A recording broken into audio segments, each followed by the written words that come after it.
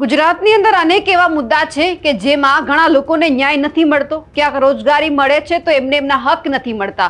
અને ખાસ કરીને આ પ્રશ્ન આપણે જોયો છે આદિવાસી વિસ્તારની અંદર કે જ્યાં અનેક લોકો કામ કરે છે પરંતુ એમને એમના જે નિયમો છે કંપનીવાળા અલગ બનાવે છે અને પછી લોકોનું શોષણ થાય છે। અને આ તમામ બાબતે આપણે જોયું છે કે આમ આદમી પાર્ટીના ધારાસભ્ય ચૈતર વસાવા છે તે અવારનવાર મેદાનમાં આવ્યા છે। આજે ફરી એક વખત આમ આદમી પાર્ટીના ચૈતર વસાવા છે એમણે ભાજપ ઉપર પ્રહાર કર્યા છે। નમસ્કાર, આપ જોઈ રહ્યા છો નિર્ભય ન્યૂઝ અને હું છું આપની સાથે રિદ્ધિ। આમ આદમી પાર્ટીની જનસભા વાપીની અંદર યોજવામાં આવી અને આ જ કાર્યક્રમની અંદર ચૈતર વસાવા છે તે હાજર રહ્યા હતા અને ભાજપ ઉપર પ્રહાર કર્યા છે અને ખાસ કરીને કહી દીધું છે કે હવે જો ભાજપના નેતાઓ છે અમને ક્યાંક હલકામાં લેશે તો પછી અમે બતાવી દઈશું કે અમે કોણ છીએ। અમારા 11 તાલુકાની અંદર જેટલા પણ આદિવાસી વિસ્તારના લોકો છે કોઈ અમને લોકોને હેરાન કરશો નહીં। અમે કોંગ્રેસ વાળા નથી, અમે આમ આદમી પાર્ટી વાળા છીએ। જો અમને હાથ અડાડશો તો પછી તમારા પણ મોર બોલાવતા વાર નહીં લાગે। આવો હુંકાર કરી દીધો છે ચૈતર વસાવાએ। સૌથી પહેલા તો ભાજપને શું કહ્યું છે તે સાંભળીએ।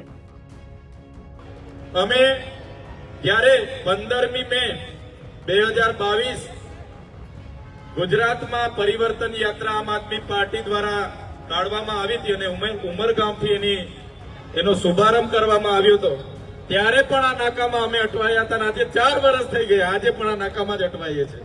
આ ભાજપનો વિકાસ છે। ત્યારે સાથીઓ, આ ઇન્ડસ્ટ્રીયલ એરિયા છે, અહીંયા એશિયાની બીજા નંબરની ઔદ્યોગિક વસાહતો છે। ઘણા આપણા પરિવારના યુવાનો વડીલો આ કંપનીઓમાં કામ કરે છે।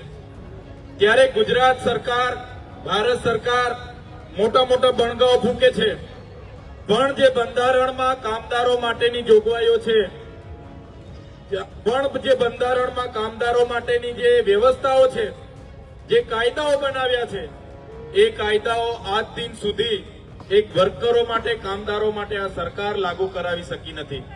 સરકાર માત્ર ઉદ્યોગપતિઓનું સાંભળે છે।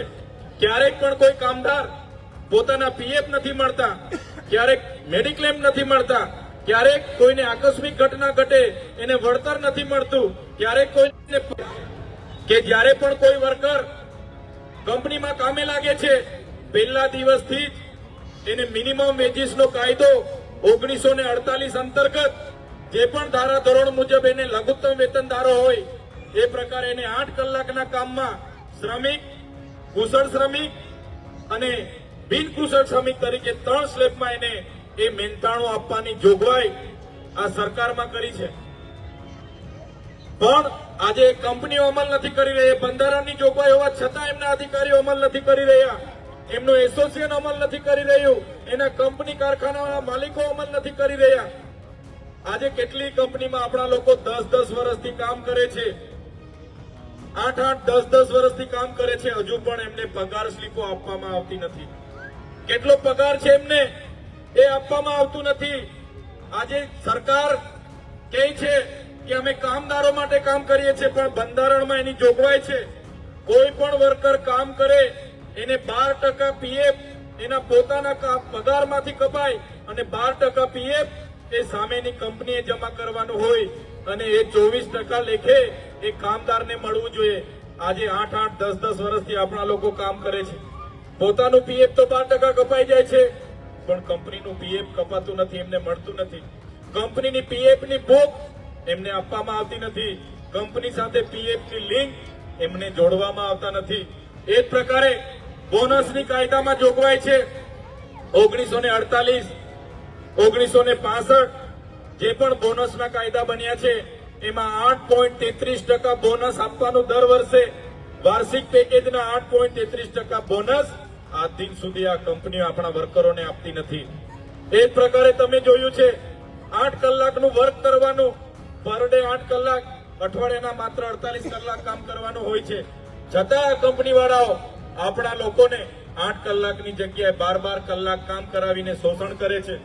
એનું વળતર, એની ઓવર ટાઈમ માટેની 2 ગણા રકમ આપવાની જોગવાઈ છે, છતાં કાયદાનું ઉલ્લંઘન કરીને કોઈ પણ કંપની એ આપણા વર્કરોને ઓવર ટાઈમ માટે 2 ગણી રકમ ચૂકવતી નથી।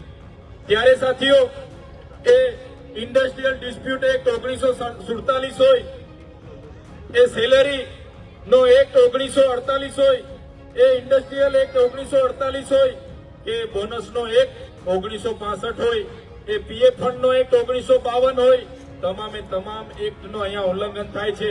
છતાં સરકાર મૌન છે, કેમ કે ઉદ્યોગપતિઓથી ચાલતી આ સરકાર છે. ત્યારે અમે આ મંચ પરથી કહેવા માંગીએ છીએ, આમ આદમી પાર્ટી આવનારા દિવસોમાં વાપી જીઆઈડીસીમાં જેટલા પણ વર્કરો કામ કરે છે, એ વર્કરોની સાથે જો કંપનીઓ શોષણ કરશે, અન્યાય કરશે, તો આમ આદમી પાર્ટીની આગેવાનીમાં દરેક કંપનીઓમાં જનતા રેડ કરવામાં આવશે. આમ આદમી પાર્ટીના અમારા જિલ્લા પ્રમુખ જીતુભાઈ દેસાઈ હોય, પાંડેજી હોય, કમલેશભાઈ પટેલ હોય, જયેન્દ્રભાઈ ગામિત હોય, મનીષભાઈ હળપતિ હોય, બધા જ આગેવાનો આવનારા દિવસોમાં વાપીના જીઆઈડીસીમાં જશે અને જ્યાં પણ અમારા કામદારો સાથે બંધારણમાં મળેલા એમના અધિકારો પ્રમાણે એમને પગાર સેલરી ના મળતી હોય, એમને બોનસ ના મળતું હોય, એમને પીએફ ના મળતું હોય, એમને મેડિકલ ક્લેમ ના મળતી હોય, એમને ગ્રેજ્યુએટી ના મળતી હોય અને એમને પગાર વધારો ના મળતો હોય, એમને કંપની એમ્પ્લોય તરીકે પરમેનન્ટ કરવામાં ના આવતા હોય, તો આવનારા દિવસોમાં આમ આદમી પાર્ટી એ તમામ કામદારો માટે લડવાની છે, એની અમે ખાતરી આપીએ છીએ. એ જ પ્રકારે સાથીઓ, હમણાં અમારા સાથી આગેવાનોએ જીગાભાઈ અમને આવેદન આપ્યું છે અને કહેવાય છે આવેદનમાં કે આદિવાસી વિસ્તારના 11 જેટલા ગામોને આ મહાનગરપાલિકામાં સમાવેશ કરવાની તજવીજ ચાલે છે.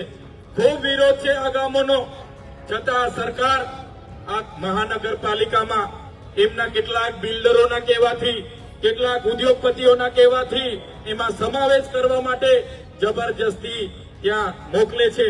ત્યારે સાથીઓ, આજે જેટલા પણ પોલીસ અધિકારીઓ છે એમના ફરજ માટે આપણી સાથે ઉપસ્થિત થયા છે, એવા તમામ પોલીસ અધિકારીઓ માટે એકવાર જોરદાર આપણે તાળીઓ પાડી લઈએ. પણ સાથીઓ, એટલું અમે જરૂર કહીશું કે આદિવાસી એ આજનો નથી.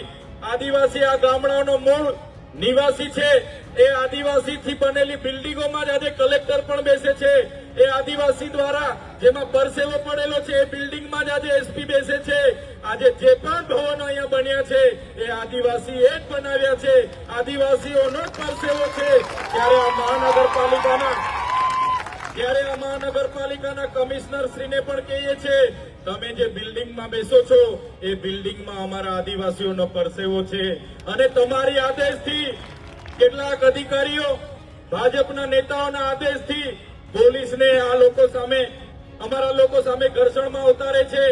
ત્યારે એવા ચેમ્બર, એસી ચેમ્બરમાં બેસનારા, એ ચાહે કમિશનર હોય, એ ચાહે કલેક્ટર હોય, એ ચાહે એસપી હોય, એ ચાહે પ્રાંત હોય, એ ચાહે જમીન સંપાદન અધિકારી હોય, અમારા 11 ગામોના આદિવાસીઓને સંછેડવાનું કામ કરશો તો માત્ર 11 ગામો નહીં, ત્યારે દમણ, સેલવાસા, ગુજરાત, મહારાષ્ટ્ર અને મધ્યપ્રદેશ ને રાજસ્થાનના આદિવાસીઓને પણ બોલાવવાની ફરજ પડશે તો લાખોની સંખ્યામાં અહીંયા ઉપસ્થિત થશે. અમારા આદિવાસીઓને બંધારણની આર્ટિકલ 244 અંતર્ગત પોતાના ગામમાં, પોતાના ગ્રામ સભાને રૂઢિગત પરંપરાઓને માન્યતા આપી છે. અમારા આદિવાસીઓની જળ જંગલ જમીનો પરના અમારા પ્રાવધાનો છે. પેસા એક્ટ 1996 અંતર્ગત ગ્રામ સભાની પરવાનગી વગર તમે આવી રીતના નગરપાલિકામાં અમારા ગામડાઓની જમીનો સંપાદન નથી કરી શકતા. અમારા આદિવાસીઓને આર્ટિકલ 200, આર્ટિકલ 330, 332 અંતર્ગત એ ગામોમાં, એ ચાહે ગ્રામ પંચાયતના સભ્ય હોય, સરપંચ હોય, એમને ગામોમાં અનામત આપી છે. એ રાજકીય અનામત તમે મહાનગરપાલિકામાં સમાવેશ કરીને ખતમ કરવાની વાત કરો છો. ત્યારે અમે એ પ્રશાસનને પણ કહેવા માંગીએ છીએ, અમે આદિવાસી સમાજ સાથે છે, આમ આદમી પાર્ટી આદિવાસી સમાજ સાથે છે. જ્યારે પણ અમારા લોકોને હેરાન પરેશાન કરવાનો પ્રયાસ કરશો, ત્યારે એ ચાહે પોલીસ હોય, એ ચાહે એસઆરપી હોય, કે ચાહે આર્મી તમે મૂકશો, અમે આર પારની લડાઈ લડવા માટે તૈયાર છે અમારા સમાજ માટે. આદિવાસી સમાજનો આટલો બધો યોગદાન છે. એમણે આ જીઆઈડીસીઓમાં પોતાની જમીનો આપી છે, નહેરોમાં જમીનો આપી છે, ભવનોમાં જમીનો આપી છે, તમારી હાઈ ટેન્શન લાઈનોમાં જમીનો આપી છે અને અમારા આદિવાસી સમાજને આજે રંજાડવાની વાત કરો છો. અમને તમારો વિકાસ નથી જોઈતો, તમારા વિકાસથી અમે દાઝેલા છે. જ્યારે પણ જરૂર પડે છે અમારા ગામડાઓને વિસ્થાપિત કરવાની વાત કરો છો. અમારા આદિવાસીઓએ આઝાદીના 78 વર્ષમાં માત્ર ને માત્ર વિસ્થાપિત કરવાનું કામ અમારા આદિવાસીઓનું થયું છે. અમારા સમાજે પોતાના ગામ, પોતાના સમાજ, પોતાના પ્રકૃતિ, પોતાના જાતિ સાથે છિન્ન ભિન્ન થઈ ગયા છે અને હજુ પણ અમારા સમાજને હેરાન કરવાની વાત કરે છે. ત્યારે આ મંચ પરથી એ પ્રશાસનના અધિકારીઓ, એ ભાજપના નેતાઓ સાંભળી લે, આ 11 ગામના લોકો એકલા નથી. જ્યારે પણ જરૂર પડશે આખા ગુજરાતના આદિવાસીઓ અહીંયા ઉપસ્થિત થશે અને જે દિવસે આદિવાસી સમાજ પોતાના સંવાદ અને સંવિધાન, આજે અમે તમારી સાથે સંવાદ અને સંવિધાનથી વાત કરીએ છીએ, જે દિવસે અમે અમારા સંવાદ અને સંવિધાન સાઈડ પર મૂકી દઈશું તે દિવસે તમારા પ્રશાસક, તમારા પ્રશાસન સામે પણ અમારી આરપારની લડાઈ થવાની છે. ત્યારે અમે ખાતરી આપીએ છીએ તમારા આ મુદ્દાને અમે અહીંયા નથી ઉઠાવવાના, અહીંયા જેટલા નથી ઉઠાવવાના.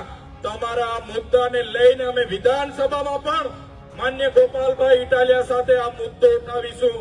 જરૂર પડશે આ સડક પર ઉતરીશું, જરૂર પડશે કલેક્ટરની ઓફિસનો ઘેરાવો કરીશું, જરૂર પડશે એસપીની ઓફિસનો ઘેરાવો થશે, જરૂર પડશે કમિશનરની ઓફિસના પણ ઘેરાવા થશે.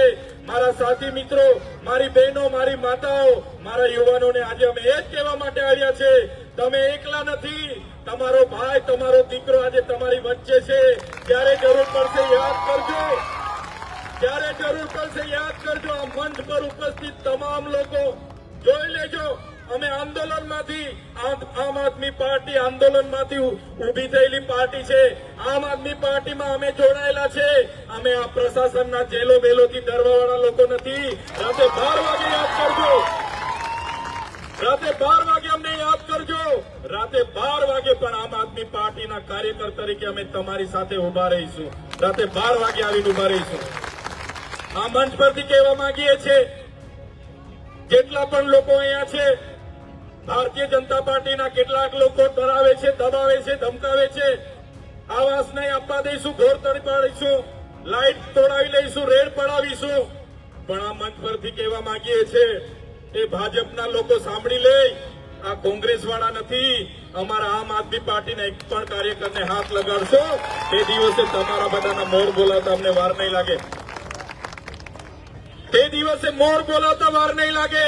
અને જે અધિકારીઓ પણ, એ ચાહે જિલ્લા પંચાયતના હોય, ચાહે તાલુકા પંચાયતના હોય, ચાહે પોલીસ અધિકારીઓ હોય, એ ચાહે કલેક્ટરના અધિકારીઓ હોય, એના ધારાસભ્ય, એમના સાંસદ, એમના મંત્રીના ઇશારે અમારા લોકોની જમીનો છીનવવાનું કામ કરશે, તે દિવસે આદિવાસીએ પોતાના ઘરમાં ભાલિયા ફાલ્યા, તીર કામઠા, અને તીર કામઠા અમે કઈ શણગાર માટે નથી મૂક્યા, એ લઈને પણ આવવું પડશે. તમે આવી જઈશું, એ લઈને ઉતરવું પડશે, ઉતરીશું. તમે પાડલિયાવાડી જોઈ લેજો, પાડલિયાવાડી અમારા લોકો સાથે હેરાનગતિ થશે, તે દિવસે પાડલિયાવાડી પણ અહીંયા અમે કરવા તૈયાર છે. અમે કોઈના બાપથી ડરવાવાળા નથી. ત્યારે સાથીઓ, આજે એ જ ખાતરી આપવા માટે હું આવ્યો છું. મારી ટીમ સાથે અમે આવ્યા છે. કોઈએ ડરવાની જરૂર નથી. આ આપણી જમીન છે અને એ લોકોને જયારે જમીન જોઈશે, એ લોકોને જયારે કંઈ પણ જોઈએ તો ગામ સભાની પરવાનગી લો, ગામ સભાની સંમતિ લો, વ્યક્તિ સંમતિ લો અને બાદમાં જ મહાનગરપાલિકામાં સમાવેશ કરો. નહીં તો અમારા લોકોની સંમતિ વિના તમે પોલીસ અધિકારીઓને મોકલીને બારોબાર સમાવેશ કરવાની વાત કરશો, તે દિવસે અમે ચાકી લેવાના નથી, તે દિવસે અમે છોડવાના નથી. એ વાત સાથે આજે તમને અમે ખાતરી આપવા માટે આવ્યા છે કે આમ આદમી પાર્ટીનો એક એક કાર્યકર તમારી સાથે છે, એક એક નેતા તમારી સાથે છે. તમારે ડરવાની જરૂર નથી. તમારા ભાગની લડાઈ અમે લડવા માટે આવ્યા છે. આ વાત સાથે આજે જે પણ લોકો અહીંયા ઉપસ્થિત થયા છે, આજના કાર્યક્રમને સફળ બનાવ્યો છે, એ તમામ આયોજક મિત્રો, તમામ પોલીસ અધિકારીઓ, તમામ મીડિયા મિત્રો, બધા જનો હું ખૂબ ખૂબ આભાર માનીને હું વિનમું છું. બધાનો ખૂબ ખૂબ આભાર, ધન્યવાદ, જય જોહાર. ચૈતર વસાવાએ જે વાત કરી છે તેમને લઈ આપ શું માનો છો? કમેન્ટ કરીને ચોક્કસથી જણાવજો. સાથે જ અમારી નિર્ભય ન્યૂઝ ચેનલને લાઇક, શેર અને સબસ્ક્રાઇબ કરવાનું ભૂલશો નહીં. નમસ્કાર.